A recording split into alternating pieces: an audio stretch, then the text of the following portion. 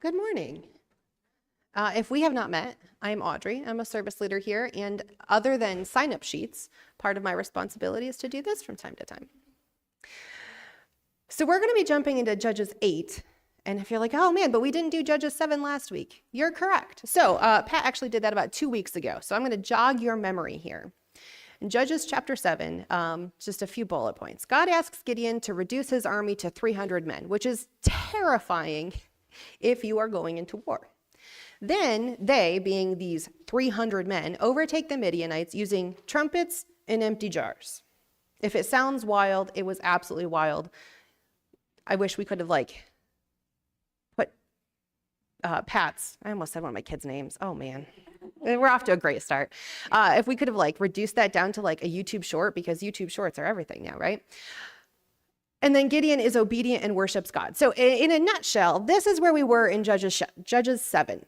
This might be slight hyperbole, but also I realized on the way here, there's some extra meaning in the fact that they're on Pride Rock, right? So if you don't get that for where we're going, just keep that in the back of your mind. They are on Pride Rock. And this might be a spoiler. It might not, because we're in Judges. There are no surprises. This is where we're going today. So buckle up. Chapter 8 starts with this really weird complaint.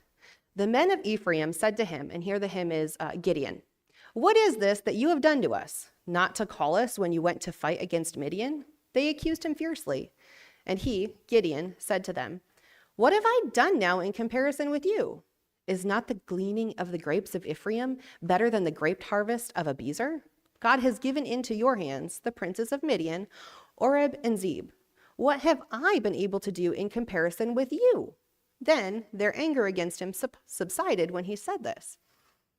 And this already sounds kind of odd, because Gideon from chapter 7 would have been like, oh, well, this is what God had done. And here we have Gideon saying, I've really done nothing. It was really nothing. He kind of strokes their ego because they were known for military strength. And he's like, oh, what I did, it was small potatoes in comparison. But okay, Gideon, we'll follow along. We'll ride this roller coaster with you. And Gideon came to the Jordan and crossed over. Okay, so if we take a quick aside, I really struggle with Old Testament stories, and it's, a context shift. History was absolutely my worst. I took college history, and the only reason I passed was because of texting. There was only 8 of us in the class, since we were all spread out through the class, and we kind of took it as a group effort. But I passed. History is not my thing. And then add in geography. So if you're somebody who typically glazes over this, you can glaze over this. But we're going to look at the map anyways.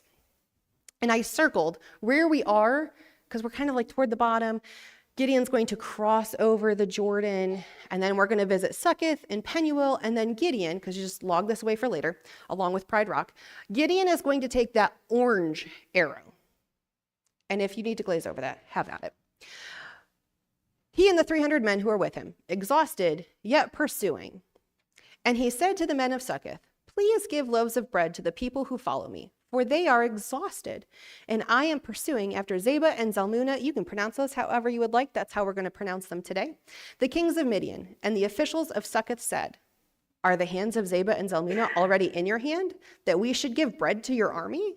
So food is scarce, and Gideon is asking these people, who likely would have been allies, 'Hey, can you help feed us?'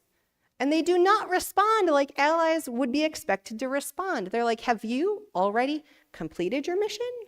Because otherwise, sorry, can't help you."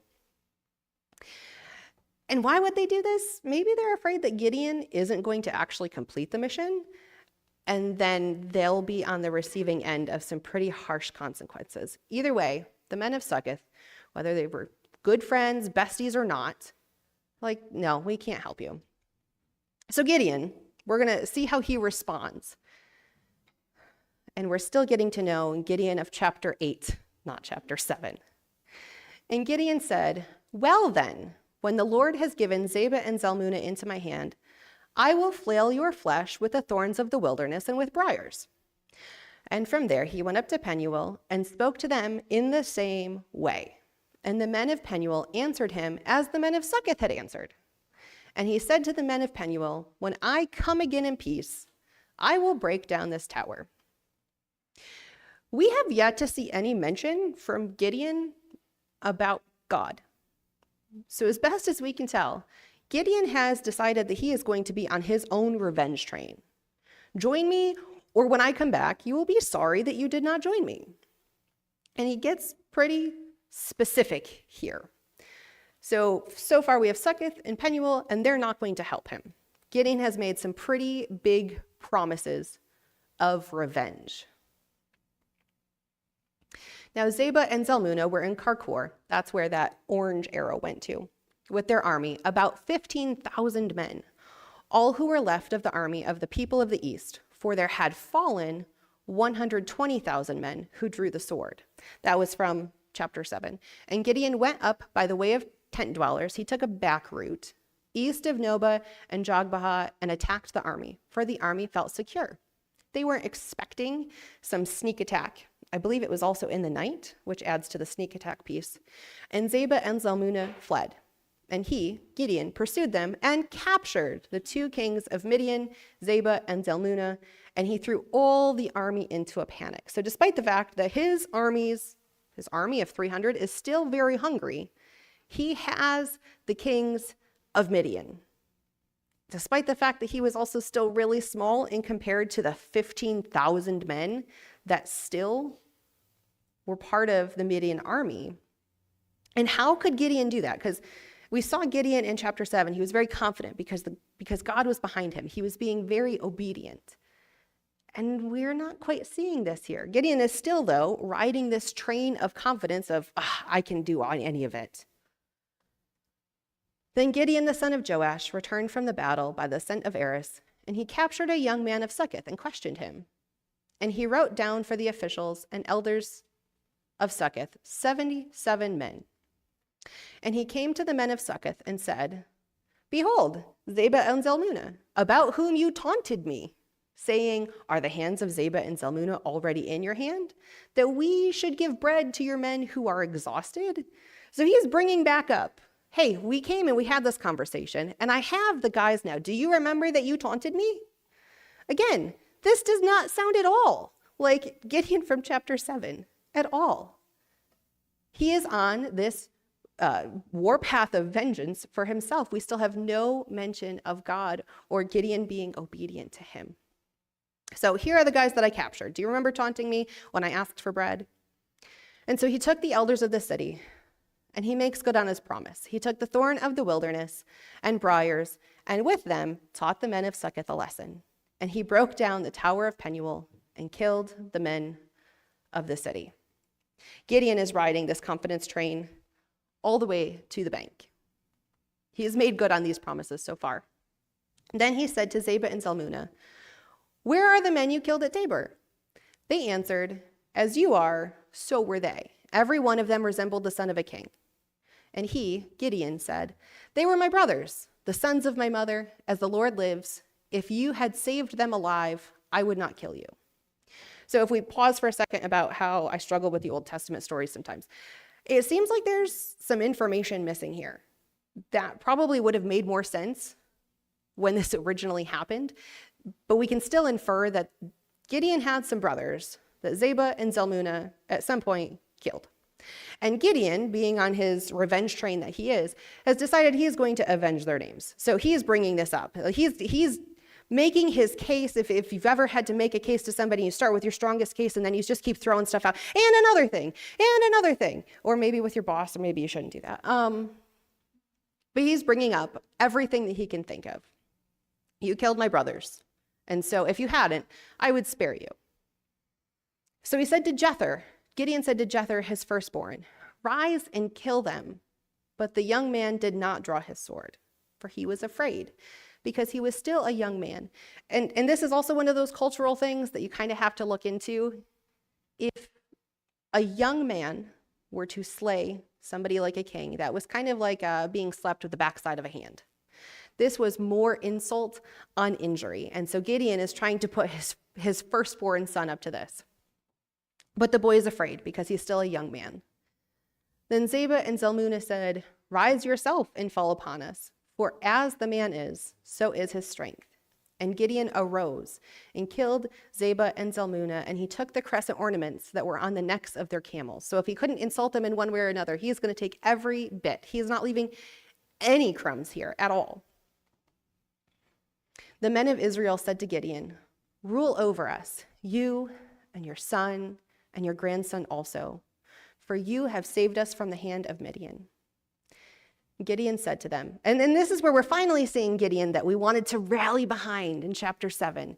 Gideon finally, it seems like he's right on the straight and narrow again. He says, "I will not rule over you, and my son will not rule over you. The Lord will rule over you." Right, so that first picture of the Lion King, it seems like we're back there again. Gideon, he's redeemed himself. He's back on the straight and narrow. No, I'm not going to set up some dynasty to rule over you. Absolutely not. Only the Lord will rule over you. He's absolutely saying the right thing. But we're about to have whiplash. Because immediately following what Gideon says here, Gideon makes a request. And these people were just asking him to rule over them, so it should be a shoo-in that whatever he asks, he should know that they're going to oblige. Gideon says, "Let me make a request of you. Every one of you give me the earrings from his spoil." For they had golden earrings because they were Ishmaelites. And again, reasons why the Old Testament is hard for me to go through personally sometimes. They throw in some words here that don't make sense to me. Spoil, all I can think about is like the veggies rotting in the drawer of my fridge. What in the world? And then we bring in Ishmaelites. It's hard enough when people's names change, and now you're bringing in a whole different people that I have to figure out who they are, so that we don't glaze over it further. Spoil, goods stolen or taken forcibly from a person or place, which also, if you are not familiar with war tactics and what happens there, I would not expect you to be up to date on that. And Ishmaelites originally referred to another nomadic tribe, like a specific people, but did take on a broader usage. And here it's talking about the Midianites. So that does help us understand the context here a little bit more. But in the big picture, Gideon is making this request that he knows is going to get filled. And he says, "Give me the earrings that we took." And so, of course, they answered, "We will willingly give them." And they spread a cloak, and every man threw in it the earrings of his spoil. And the weight of the golden earrings that he requested was 1,700 shekels of gold. That's roughly 42 pounds. So my earrings, I don't even know if they would be an ounce. 42 pounds of gold. And Gideon made an ephod of it and put it in his city in Ophrah. And Israel whored after it there. And it became a snare to Gideon and to his family. So Midian was subdued before the people of Israel, and they raised their heads no more. And the land had rest for 40 years in the day of Gideon. And if we go back to defining some words that I don't use every day, ephod, a fancy vest type thing that a priest would have worn. Except here, it doesn't sound like anybody's wearing it. Gideon made this ephod to be an idol and put it on display like an idol. And all Israel whored after it there, and it became a snare to Gideon and to his family. Jerubbaal and the son of Joash went and lived in his own house. Now Gideon had 70 sons, his own offspring, for he had many wives. And his concubine who was in Shechem also bore him a son, and he called his name Abimelech. That's foreshadowing for where we go next week. And Gideon, the son of Joash, died in a good old age and was buried in the tomb of Joash, his father, at Ophrah of the Abiezrites. As soon as Gideon died, the people of Israel turned again and whored after the Baals and made Baal-berith their god. And the people of Israel did not remember the Lord their God, who had delivered them from the hand of all their enemies on every side. And they did not show steadfast love to the family of Jerubbaal, that is Gideon, in return for all the good that he had done in Israel. And so if you can stop and put yourself in the story, all their enemies that were all around them are no longer their enemies. They're not there anymore. They had been subdued. They had been delivered. God had delivered them from the hand of all their enemies on every side. And I have to think that your daily life looks a little bit different. And nonetheless, Israel did not remember the Lord their God. They are still living on Pride Rock in the darkness and really by their own choosing. So this is a tough story. And I guess really if Judges is not yet feeling heavy for you, we still have a ways to go. And it's easy for me to get caught up in the doom and gloom about, wow, I can see myself in that story in so many ways. Things that I feel like I'm just circling the drain on. And I think I'm going to make the right choice. But then just like Gideon, he's having all this success and he forgets God. I get stuck in that so often. But what helps is when I look at scripture and I first ask, what does this tell me about God? When I look for God in the story first, I rightfully put myself where I belong. So what does this story tell us about God? This is hard because God is barely mentioned in this story. And maybe that says something on its own. But if we also glean back to chapter 7, we do see a few things. God uses broken people who will get it wrong. God was not at all surprised that Gideon was obedient in some ways and then absolutely disobedient in other ways and totally forgot him. God wasn't surprised. And still, God calls Gideon to do that. Also, we see that God is faithful, both in blessing and consequence. What Gideon did doesn't change God's faithfulness. God still had his plan. God was still in power. God was still in control, despite Gideon's actions after being so obedient and then not. But also when we look at scripture, we do look for how it informs how we live out our faith. And so I kind of switched up Pastor Kyle's "so what?" because, and now what? What do I do with this? Because I can't just read a story like this and look at God and then just move forward unchanged. So I have a question.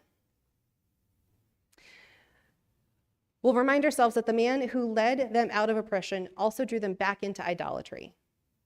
Gideon made an ephod of it and put it in a city in Ophrah, and all Israel prostituted themselves after that there. That's the tragedy that we see in the story. And when we look at 1 Corinthians chapter 10, verse 12, it said so well. If you think that you are standing firm, be careful that you don't fall. Gideon was living in such success. Things were going so well for him. And then it was like he took the wheel and he said, this is easy. I got this from here. I'll just keep driving. He totally left God out of the picture. And then we see where he fell. He was such an easy target. It was so easy for him to fall to spiritual defeat once he took the wheel back. So that question, what's going well for you right now? And this isn't a trick question. And I don't want you to overthink it because some of us will say, but it's not going as well as it could be, whatever the thing you're thinking. Or, well, I guess this is going well because it's going better than somebody else at work. Everybody has something that's going well for them. For the practice of this practice, I don't want you to overthink it. And I'm going to make this awkward because I want you to write it down. And if you don't have paper in front of you, you probably have a phone. I didn't actually bring mine. I was actually going to text my small group. I don't have my phone. I'll have to find paper, man. All right, so we are going to all wait awkwardly while you write something down or text a friend. What is going well for you? If you're feeling brave, text your small group. You can put it in the memo spot of your phone, wherever you need to put it so that you remember. I found Post-its.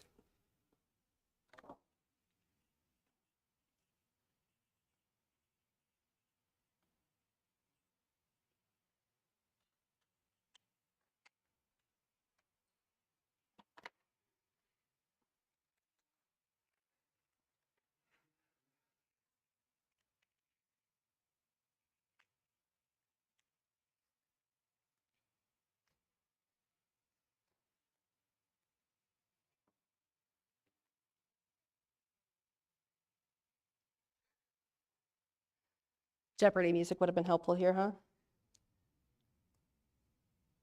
All right, so I'm sure that you've not overthought this thing at all. You wrote something down, you text somebody, what have you. Are you a fall risk? So you have blind spots in your car, and they are blind spots because they are blind spots. They are appropriately named as such. And when you pull up to an intersection, you do the bob and weave thing to make sure that there's not a car in your blind spot. So, are you a fall risk? What's in your blind spot right now about the thing that's going well? In the thing that's going well, are you still acknowledging God in it? Are you susceptible to kind of forgetting because it's on autopilot? And this isn't something that's meant to feel like some huge guilt, shame in your gut or your chest, because it happens. There are accidents that happen because there was a car in the blind spot and we thought we checked. So we're doing our due diligence right now. The thing that's going well, we're going to thank God for it, and we are going to acknowledge God in it. And this is just the first time you're going to do this week. And whenever you remember it this week, whenever you're driving, if you're above 16 and licensed to do so, every time you check your blind spot, you are now going to think, oh, that thing that's going well, I will not let that be in my blind spot. I am going to thank God for that. I'm going to be reminded that I am actually not in the driver's seat, and I want God to be in the driver's seat. So hold on to that thing, and we're going to pray. God, we thank you so much that we get to do this together. And this thing that we have that we know is going well, we remember that you are the reason. Because God, when we ask you to be the Lord of our life, you become the reason for all the things. This is going well not because of me and my own strength. And help me to remember that often.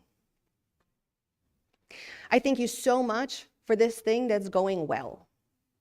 And I'm going to be diligent in praying about it and thanking you just as diligent as I was when this thing was not going well. Because you are still just as important and just as worthy. And I'm just as thankful and grateful for your place in my life, for the direction that you give me, for the provision that you have put in front of me. So help me to not forget. Help me to keep this out of my blind spot so that I don't fall. And even when I mess up and I might fall, you'll still be there waiting to help me back up. But God, for now, I'm reminding myself that you are actually at the driver's seat. And there's nothing better than that. Thank you for your steadfast love and that you abide in us. It's in your name that we pray. Amen.